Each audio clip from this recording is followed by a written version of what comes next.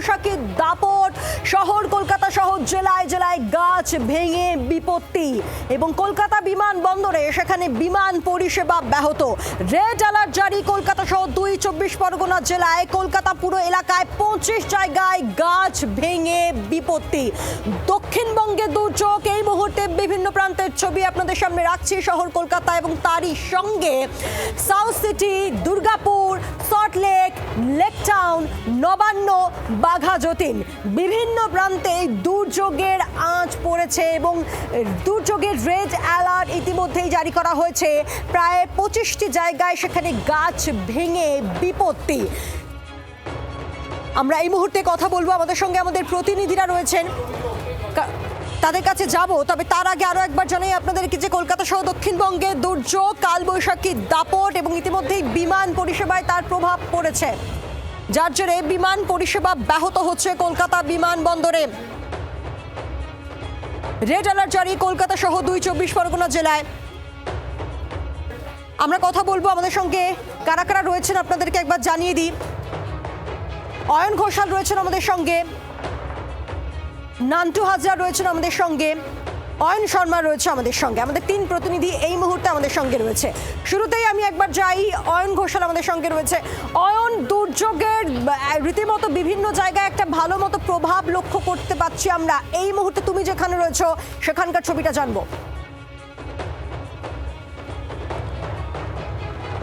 আমি রয়েছি বসিরহাট শহরের অদূরে ভ্যাবলা স্টেশন এবং সেখানে ইতিমধ্যে বৃষ্টি একপ্রস্থ হয়ে গেছে, আর একপ্রস্থ বৃষ্টি আসছে। এই মুহূর্তে আবারও আকাশ কালো করেছে। মনে রাখতে হবে যে স্কোয়াল ফন্টের বৃষ্টি টিপিক্যাল যেভাবে হয় সেটা হচ্ছে এক পশলা অতি ভারী বৃষ্টি হয়, তারপর সেখানে একটা ১৫ মিনিট থেকে ২০ মিনিটের গ্যাপ থাকে, তারপর আবারও পরবর্তী স্কোয়াল ফন্টের যে মেঘপুঞ্জ সেটা যখন পরিমণ্ডলের মধ্যে ঢোকে তখন আবার বৃষ্টি হয় এবং এই বৃষ্টিটা কিন্তু চলতে থাকে, কোথাও ৩ ঘন্টা, কোথাও ৩.৫ ঘন্টা।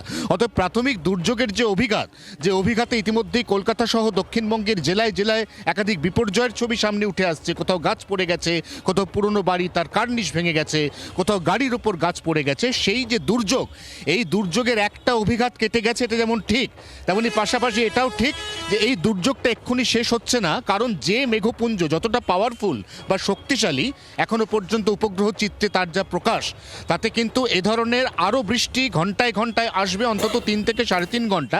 এই স্টেশন চত্বর, বসিরহাট লাগোয়া ভ্যাবলা স্টেশন চত্বর, আমরা দেখতে পাচ্ছি এখানে একাধিক টিনের চালের বাড়ি, তার উপর যে ছোট গাছ, অপেক্ষাকৃত দুর্বল গাছ, সেগুলো ভেঙে পড়েছে এবং এখনো পর্যন্ত যে দমকা হাওয়া, আমরা যদি দূরের নারকেল গাছগুলো দেখতে পাই তাহলে হাওয়ার একটা দাপট সেটা এখনো পর্যন্ত রয়েছে।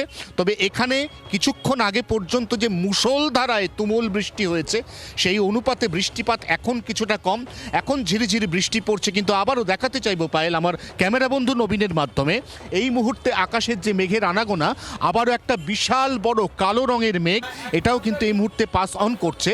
অর্থাৎ এই পাসিং শাওয়ার ঘন্টায় ঘন্টায় একটু গ্যাপে গ্যাপে এই বৃষ্টিপাত চলতেই থাকবে, এমনই পূর্বাভাস আলিপুর আবহাওয়া দফতরের। একেবারে আমাদের সঙ্গে ৬০ থেকে ৭০ কিলোমিটার বেগে ঝড়, এই কিন্তু একটা আভাস আগে থেকেই ছিল এবং আমরা দেখলাম একেবারে দুপুরের দিকেই আকাশ কালো করে একেবারে ঝেঁপে বৃষ্টি এবং তার সঙ্গে ঝোড়ো হাওয়া এবং যার জেরে বেশ কিছু জায়গায় গাছ ভেঙে পড়ে বিপত্তি। আরও জানবো এই মুহূর্তে ছবিটা। নান্টু আমাদের সঙ্গে রয়েছেন, আমাদের আরেক প্রতিনিধি। নান্টু, তুমি যেখানে রয়েছো সেখানকার এই মুহূর্তে দুর্যোগের ছবি। দেখো, তোমাকে জানিয়ে রেখি যে এখনও পর্যন্ত কিন্তু বৃষ্টি চলছে এবং আমি যেখানে রয়েছি ইন্দিরা ভবনের একদম কাছে, সেখানে কিন্তু একেবারে যখন ঝড় হয় সেই সময় এই যে গাছ, বড় গাছ, সেই গাছটি কিন্তু একেবারে মাটি থেকে উপড়ে যায় এবং উপড়ে গিয়ে কোথায় পড়ে, এই যে রাস্তার পাশে যেখানে গাড়ি পার্কিং করে রাখা থাকে বিভিন্ন অ্যাপ ক্যাবগুলি, সেই অ্যাপ ক্যাবের ওপরেই কিন্তু গাছটি গিয়ে ভেঙে পড়ে এবং তখন এই অ্যাপ ক্যাব চালক তিনি কিন্তু ছিলেন না গাড়িতে, আগে বরাত জোরে বেঁচে গিয়েছেন। কিন্তু এই রাস্তা দিয়েই একজন বাইক রাইডার, তিনি এবং তার এক সহযাত্রী, তারা যাচ্ছিলেন এবং তাদের ওপরে গিয়ে এই গাছটি ভেঙে পড়ে এবং তারা অল্প বিস্তর আহত হয়, তাদেরকে বিধাননগর হাসপাতালে নিয়ে গিয়েছে এবং কিছুক্ষণ আগে পর্যন্ত এই রাস্তা পুরোপুরিভাবে বন্ধ ছিল, যান চলাচল একেবারে বন্ধ ছিল। বিধাননগর পৌর নিগমের যারা কর্মী তারা আসে এবং তড়িঘড়ি সেই গাছ কেটে ইতিমধ্যে কিন্তু যান চলাচল স্বাভাবিক করেছে। তবে যে পরিমাণ ঝড় হয়েছে তাতে দেখা যাচ্ছে বিভিন্ন জায়গায় যেভাবে গাছ পড়ে রাস্তা বন্ধ, গাড়ির উপর গাছ পড়েছে, ঠিক একই রকমভাবে সল্টলেকেও কিন্তু বিভিন্ন জায়গায় গাছ পড়েছে এবং তার পাশাপাশি এই যে ইন্দিরা ভবনের কাছে সেখানেও কিন্তু এরকম বড় গাছ, সেই গাছ পড়ে কিন্তু একবার গাড়ির উপর গাছ ভেঙে পড়ে এবং দুজন যে বাইকে করে যাচ্ছিলেন তারাও কিন্তু অল্প বিস্তর আহত হয়, তাদেরকে হাসপাতালে নিয়ে যাওয়া হয়েছে। সঙ্গে থাকো, ঠিক একই সঙ্গে আপনাদেরকে আমরা সল্টলেকের ছবিটা দেখালাম এবং এসএসকেএম সেখানে এই মুহূর্তে ঠিক কি পরিস্থিতি, আমাদের সঙ্গে রয়েছেন আমাদের আরেক প্রতিনিধি অয়ন শর্মা আমাদের সঙ্গে রয়েছে। অয়ন, বিভিন্ন জায়গায় গাছ ভেঙে পড়ে একটা বিপত্তি, তুমি এসএসকেএম রয়েছে, সেখানেও তো গাছ ভেঙে পড়ে একটা বিপত্তি তৈরি হয়েছে, এখন কি তাহলে ছবিটা? দেখো, আমার দুই সহকর্মী যেমনভাবে একেবারে বিভিন্ন জায়গার ছবি তুলে ধরে না, একেবারে তোমাকে দেখাই এসএসকেএম হাসপাতালের সামনে যে রাস্তা হরিশ মুখার্জি রোড, সেই হরিশ মুখার্জি রোডে ইতিমধ্যেই গাছ পড়ে গোটা রাস্তা অবরুদ্ধ। অর্থাৎ হাসপাতালে জরুরি বিভাগে ঢোকার যে প্রধান রাস্তা, সেই রাস্তা পুরোপুরি কিন্তু একেবারে ইন অ্যান্ড আউট পুরোপুরি বন্ধ। যারা রোগীর পরিবার পরিজন কিন্তু পায়ে হেঁটে চলাচল করছেন। দেখতে পাচ্ছ আমার চিত্র সাংবাদিক প্রণয় বিশ্বাস যে ছবি দেখাচ্ছেন, একেবারে এসএসকেএম জরুরি বিভাগের গেট, সেই গেটের সামনে ইতিমধ্যেই একটি এসি ট্যাক্সি, সেই ট্যাক্সির উপরে গাছ ভেঙে পড়েছে, সেই ছবি ইতিমধ্যেই দেখা যাচ্ছে। এবং সেই গাছ সরানোর জন্য পুরসভার তরফ থেকে একেবারে সবার আগে জি24 ঘন্টা যে ছবি দেখাচ্ছে সেখান থেকে একেবারে গাছ সরানোর যে প্রক্রিয়া, সেই প্রক্রিয়া ইতিমধ্যেই করা হচ্ছে। কলকাতা পুরসভার তরফ থেকে ডিএমজি যারা আধিকারিকরা তারা ইতিমধ্যেই এসছেন, তারা এসে কিন্তু সেই গাছ সরানোর যে প্রক্রিয়া, সেই প্রক্রিয়া করছেন। এখনো পর্যন্ত গোটা রাস্তা একেবারে অবরুদ্ধ। এসএসকেএম হাসপাতালের যে জরুরি বিভাগের গেট, সেখানে ইতিমধ্যেই একেবারে রয়েছেন তারা। কলকাতা পুলিশের তরফ থেকে তারা কিন্তু সেই গাছ সরিয়ে গাড়িটিকে বার করার চেষ্টা করছেন। এবং কিছুক্ষণ আগে আমরা কথা বলছিলাম, যিনি গাড়িতে, যার গাড়ি ক্ষতি হয়েছে, তিনি গাড়ির মধ্যেই ছিলেন, কিন্তু গাড়ি ছেড়ে যাননি। এই গাছ যখন পড়ছে তিনি গাড়ির মধ্যে ছিলেন। দেখতে পাচ্ছ সেই ছবি, ইতিমধ্যেই গাছ সরানোর যে প্রক্রিয়া, অন্ততপক্ষে গাড়িটিকে যাতে বার করা যায় সেই প্রক্রিয়া, সেই চেষ্টা ইতিমধ্যেই করা হচ্ছে, বার করা হচ্ছে। দেখতে পাচ্ছ যে গাড়িটি গাছের মধ্যে আটকে ছিলেন, একেবারে সরাসরি এক্সক্লুসিভ এই ছবি। গাড়িটিকে সরানো হচ্ছে, কোনো রকমে সরিয়ে বার করা হচ্ছে সেই গাড়িটিকে, যাতে করে কোনোভাবে ক্ষতি না হয়। কিন্তু গোটা রাস্তা এখনো পর্যন্ত অবরুদ্ধ। হাসপাতালের সামনে যে গেট, সেই গেট পুরোপুরি বন্ধ। দেখতে পাচ্ছ পুলিশের তরফ থেকে এবং ডিএমজি যারা আধিকারিকরা, কলকাতা পুরসভা যারা রয়েছেন, তারা ইতিমধ্যেই সেই গাড়ি সরিয়ে গোটা ব্যবস্থার একেবারে তারা সেই ব্যবস্থাপনা কিন্তু দেখতে পাচ্ছ একেবারে সেই গাছ রাস্তার উপরে একেবারে এখনো পর্যন্ত রয়েছে। ডিএমজির তরফ থেকে সরানো হচ্ছে সেই গাছ, সেই ছবি ইতিমধ্যেই দেখা যাচ্ছে। আমি একটু কথা বলার চেষ্টা করব, আমার চিত্র সাংবাদিককে বলবো একটু এদিকে, আমি একটু কথা বলার চেষ্টা করব যারা ইতিমধ্যেই এখানে রয়েছেন স্থানীয়। কখন এই গাছ পড়ে যায়? এই তো একটু আগে যখন প্রচন্ড ঝড় হচ্ছিল সেই সময় এটা ভেঙে পড়েছে। সেই সময় মানে তখন আপনারা কোথায় ছিলেন? আমরা তো ছিলাম এখানেই। মানে তখন সামনে থেকে দেখলেন এইভাবে? সামনে, হ্যাঁ, গাড়িটা আস্তে আস্তে আসছিল, তার ওটা গাছটা কিন্তু একবারে ভেঙে পড়েনি, আস্তে আস্তে পড়েছে। আমি একটু কথা বলার চেষ্টা করবো, একটু কথা বলার চেষ্টা করবো যে যার গাড়িতে ভেঙে পড়েছে, একটু বাস্তবে বলবো যে কোন জায়গাটা কি হয়েছিল, যে সময় ভেঙে পড়েছে সেই সময় কি হয়েছিল, কোথায় ছিলেন?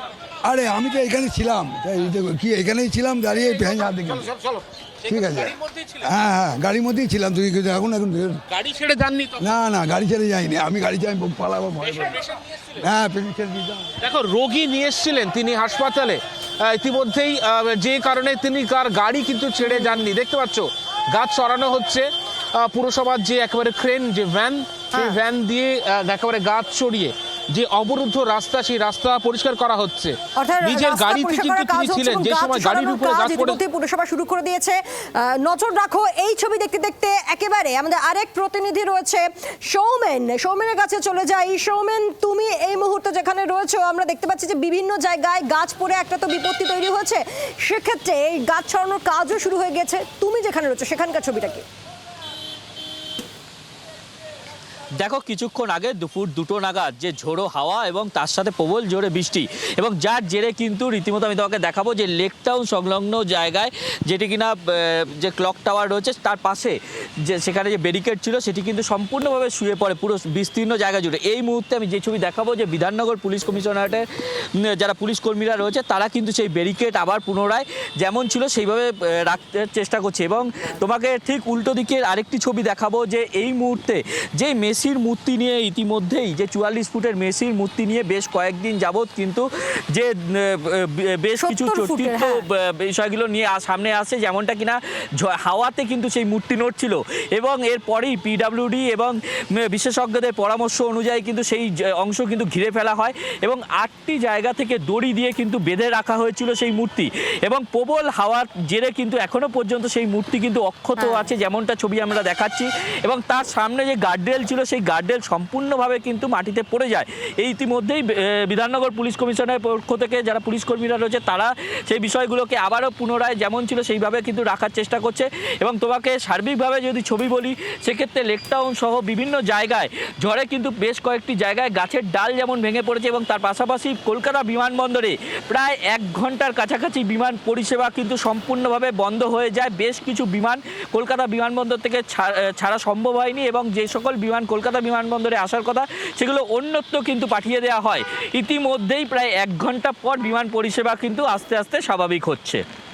বেশ, নজর রাখো। অর্থাৎ আপনারা জানেন যে দুপুর 2টার পর থেকেই দেখি আমরা যে একেবারে কালো আকাশ এবং রীতিমতো আধার নেমে আসে, রাতের আধার নেমে আসে একেবারে দুপুর 2টার সময় এবং তারপর তার সঙ্গে প্রচণ্ড ঝড়ের গতি, প্রায় 60 কিলোমিটার গতি ছিল এমনটাই কিন্তু হাওয়া অফিস থেকে জানা যাচ্ছে এবং এর জেরে বিভিন্ন জায়গায় গাছ পড়ে রীতিমতো বিপত্তি তৈরি হয়। যদিও এখন গাছ সরানোর কাজ ইতিমধ্যেই শুরু হয়ে গিয়েছে, এসএসকেএম থেকে শুরু করে সল্টলেক থেকে শুরু করে লেক টাউন থেকে শুরু করে বিভিন্ন জায়গায়, কলকাতায় প্রায় 25 জায়গায় বড় বড় গাছ পড়ে যায় ঝড়ের এই দাপটে এবং এর প্রভাব পড়ে একেবারে বিমান পরিষেবায়। প্রায় 1 ঘন্টা বিমান ওঠানামা বন্ধ ছিল, যদি এখন ধীরে ধীরে পরিস্থিতি আবার স্বাভাবিক করার চেষ্টা করা হচ্ছে। আর এই ছবি দেখতে দেখতে আপনাদেরকে জানাই যে ক্ষুদিরাম মেট্রো স্টেশনের ছাউনি, ক্ষুদিরাম মেট্রো স্টেশনের ছাউনি তাও ক্ষতিগ্রস্ত হয়। অর্থাৎ কালবৈশাখীর দাপট শহর কলকাতায় দুর্যোগে বিপত্তি, দুর্ভোগ এক কথায় বলতেই পারি, কারণ এই মুহূর্তে একদিকে বিভিন্ন জায়গার ছবি যেমন আপনাদেরকে দেখাচ্ছি, এই ঝড়ের দাপটে ক্ষতিগ্রস্ত হয় ক্ষুদিরাম মেট্রো স্টেশনের ছাউনি। কথা বলবো, অয়ন ঘোষাল আমাদের সঙ্গে রয়েছেন, আমাদের প্রতিনিধি সরাসরি। অয়ন, আমরা দেখাচ্ছি যে ক্ষুদিরাম মেট্রো স্টেশনের ছাউনি কিভাবে ক্ষতিগ্রস্ত হয়েছে, এখন তাহলে কি সিচুয়েশন, মেরামতির কাজ কি শুরু করা সম্ভব হয়েছে? সম্পূর্ণরূপে কাটেনি, অতএব ক্ষুদিরাম স্টেশন, শহীদ ক্ষুদিরাম স্টেশন, তার যে ছাউনি উড়ে গিয়েছে এই ছাউনি এখনো পর্যন্ত ওই অবস্থাতেই রয়েছে। যতক্ষণ না পর্যন্ত সম্পূর্ণরূপে প্রাকৃতিক বিপর্যয় থামবে ততক্ষণ পর্যন্ত তো একদম প্ল্যাটফর্মের ওপর উঠে ওই রিপেয়ারিং ওয়ার্কটা সম্ভব নয়। অতএব মেট্রো কর্তৃপক্ষ তারা সমস্ত রকমের প্রস্তুতি নিয়ে অপেক্ষা করছেন যেই মুহূর্তে এই দুর্যোগ থামবে। এবং যেমনটা আমি একটু আগে বলছিলাম যে হঠাৎ করে এক পশলা মুষলধারের বৃষ্টির পরেই যে এক্ষুনি দুর্যোগ কাটছে এমনটা নয়। অতএব আলিপুর আবহাওয়া দপ্তর যতক্ষণে এই কথা ঘোষণা করছেন যে আর দুর্যোগের পরিস্থিতি নেই, তখনই মেট্রো কর্তৃপক্ষ দ্রুততার সঙ্গে তৎপরতার সঙ্গে ওই শেডের ভেঙে যাওয়া বা ক্ষতিগ্রস্ত অংশ সেটা মেরামতির কাজ শুরু করবে বলে মেট্রো সূত্রে খবর পায়। ধন্যবাদ।